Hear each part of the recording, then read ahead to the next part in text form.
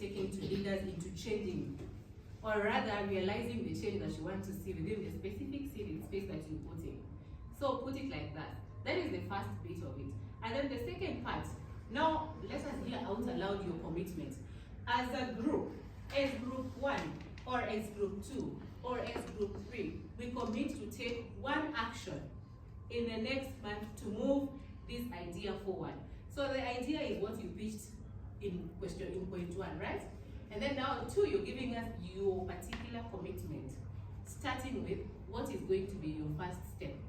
If you want to change power women, then it means I want to incorporate persons with disability. My first step is going to map out spaces where persons with disability are and engage with whoever is leading them to understand them so that I can mobilize them and join. Is that example okay? Mm-hmm. Perfect. So let's start. We have 5 minutes. Yes, 5 minutes. So we stop at exactly 11:30. 5 minutes. Let's get to work. Thank you.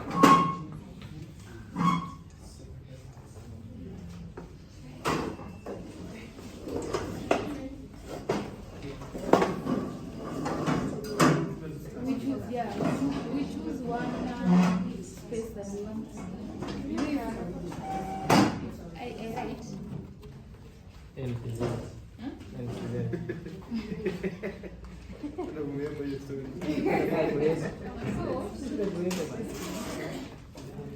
After we've chosen a space, now it's easier to answer the rest of the questions.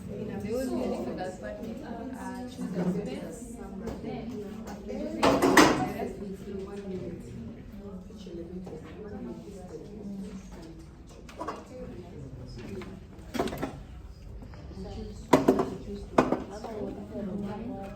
And why?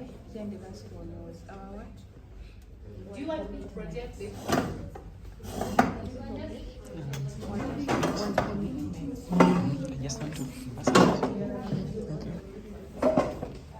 No, the ones that are really existing. The non-civic space. So it will be church, civic space.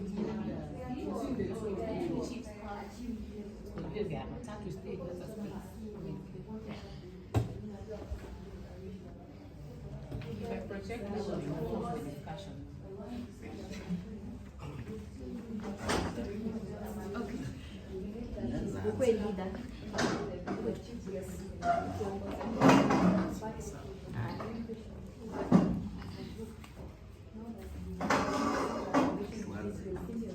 Which one steps will we take to like see kama kuna mwenye ni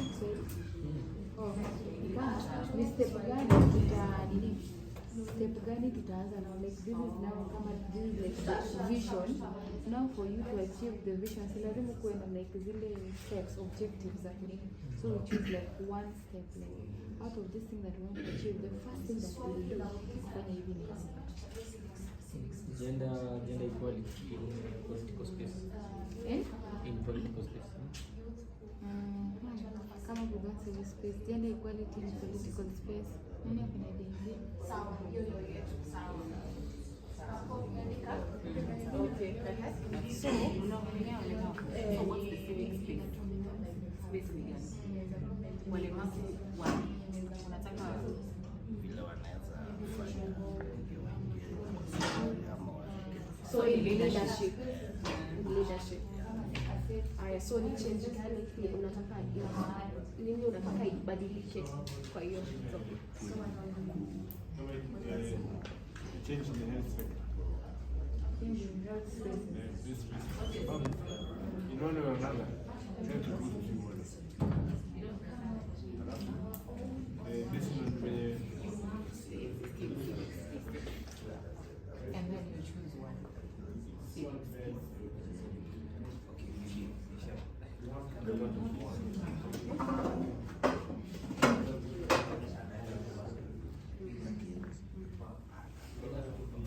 Another suggestion is schools.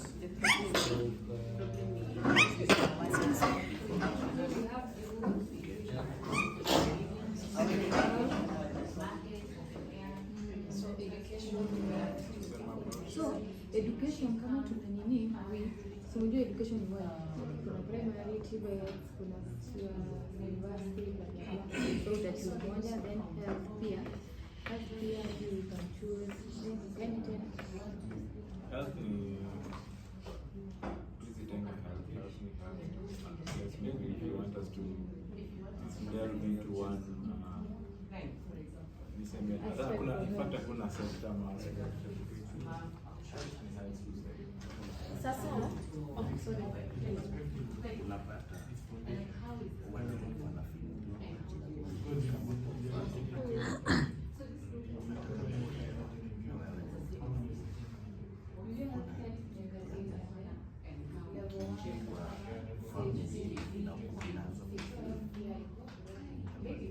Kubagua.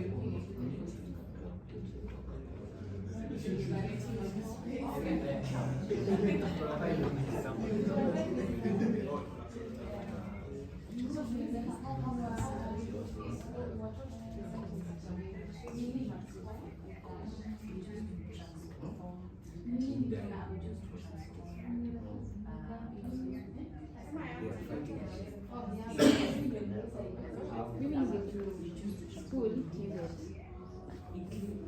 But hiyo ni mimi niko na knowledge of chama. Hiyo ni mimi niko na knowledge of.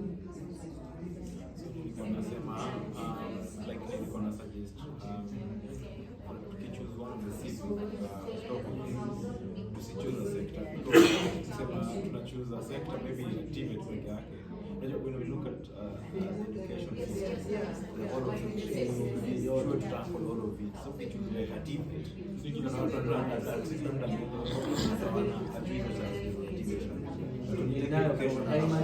yes. Ndio maana nilikuwa nasema kugeni mimi hapo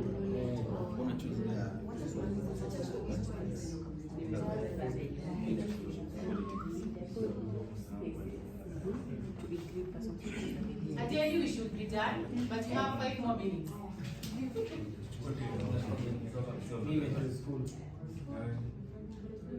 Alafu because they are discriminated, less educated and less informed. We believe that as part of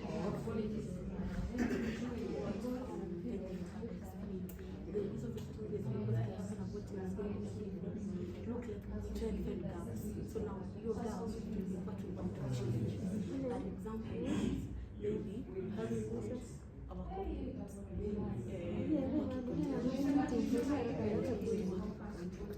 So now we try to see what's going on.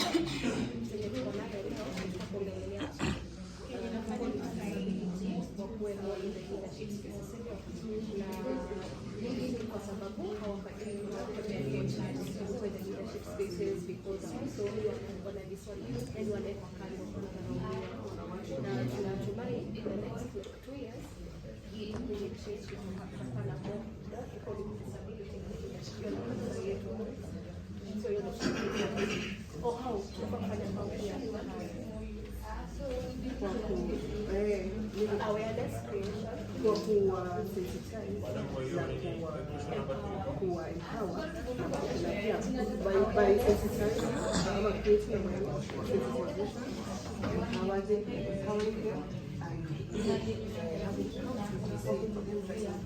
like zile main points. So tukishaandika, we choose to transform this to politics because most youth are not involved in political spaces. We believe that this will it increase representation, it increase we believe that this will increase youth participation in politics. we will youth participation in politics and more youth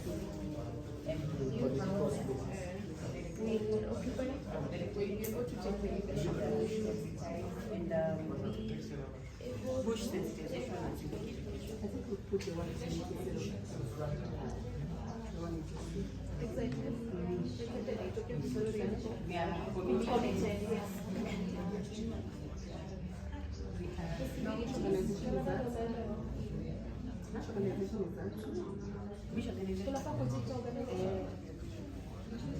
Tupatie jina. Good cause.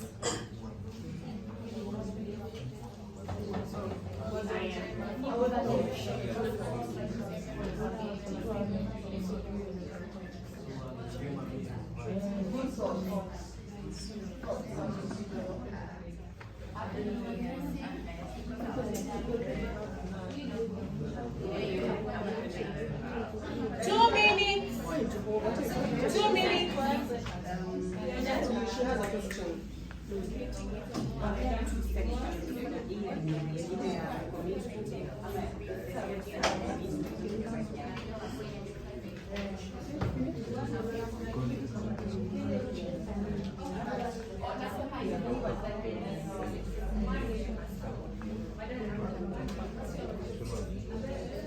Matters affecting the country. So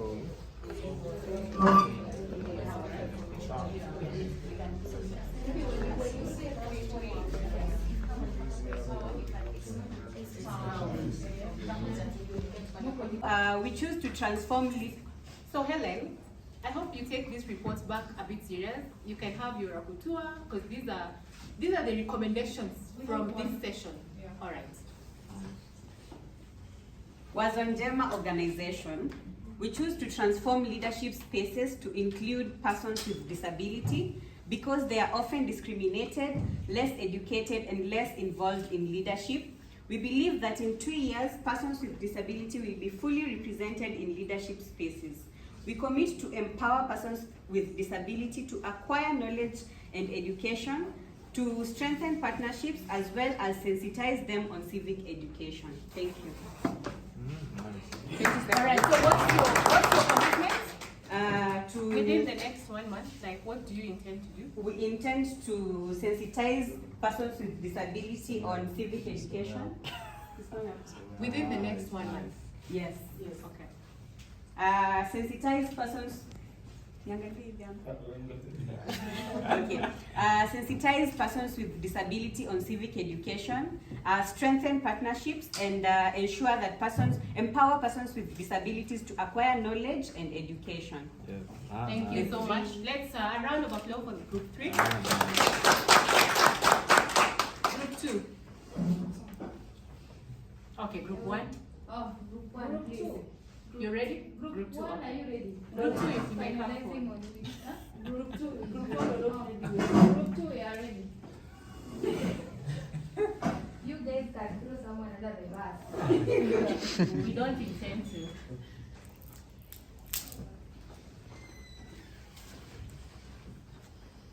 So for group 2, we choose to transform youth in politics because most youth are not involved or most youth are not presented enough in political spaces.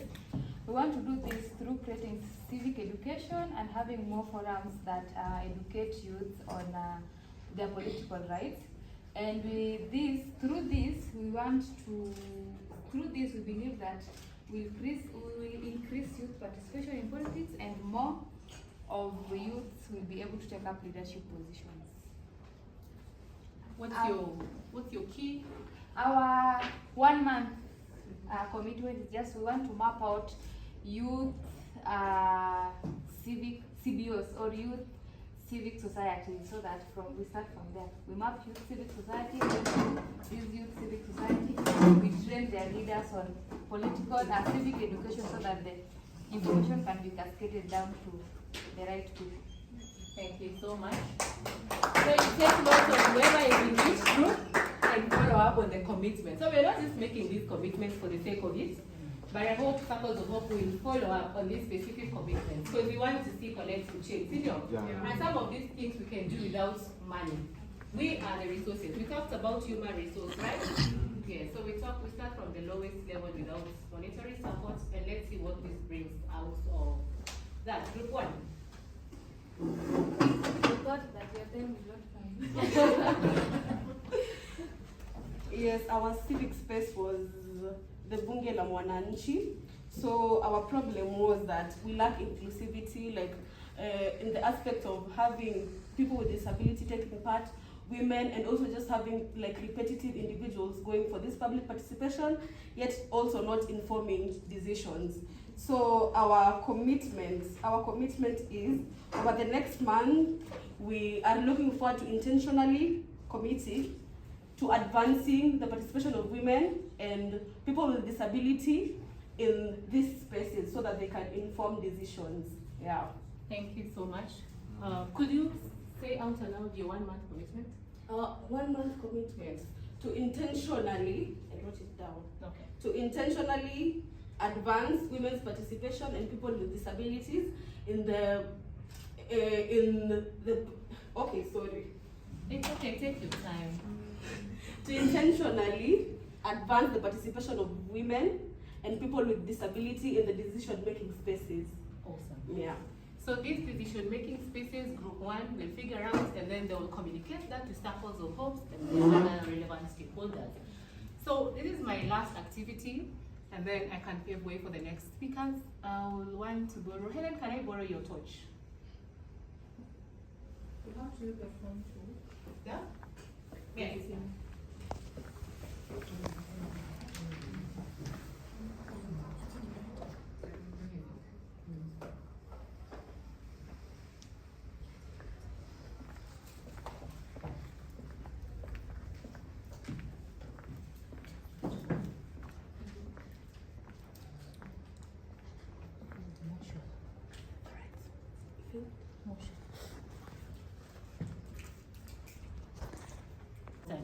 It's also going to help those of us who are struggling to understand what is civic space, what is civic solidarity, what is all this. So when you listen to this, you will also get to understanding. Sawa sawa.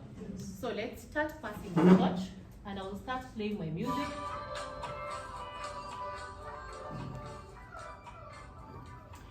So with these lights, we're igniting civic responsibility, passing the flames of leadership, creating room for visibility and hope, showing unity and commitment, and ensuring we have a call to action. This torch is symbolizing the spark of civic duty, a reminder that each of us here has a role to play in shaping the community and society. Lighting this torch represents the start of a journey towards justice, equality, and active participation in public civic spaces. Much like the Olympic torch, it signifies the transfer of leadership, wisdom, and responsibility from one generation to another. As women and young people convening here and doing this, with men standing in solidarity, it affirms our right to lead, to be seen, and to be heard in civic processes. The torch brings light to the darkness, symbolizing truth, voice, and visibility in places where people may have been silenced, excluded, or ignored. This moment reflects the hope for a more inclusive, equitable, and participatory future. Us gathering here and lighting this civic torch together shows a symbol of solidarity and collective commitment to action. It visually says, we are in this together and we are ready to live. Us lighting this moment marks the beginning of something, a process of healing and change.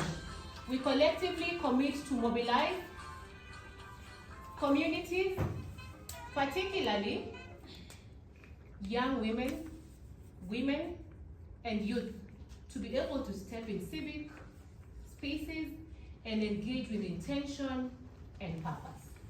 Are we happy? Yeah. So I'll finish by a very short spoken word that I wrote. My voice is not an echo. They said, stay quiet, smile pretty, don't speak too loud, too fast, too much. But I said I was born with a drum in my chest and a question on my tongue. Why not me? They make power look like suit and tie, like gray walls, closed doors, and maybe next time. But I found power in a grandmother's gaze, in a girl's passing the mic under the moonlight, in boys raising fists, not for war, but for wives.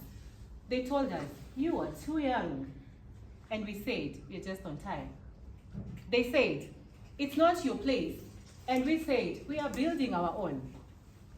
This voice, it's not just mine. It's my mother's.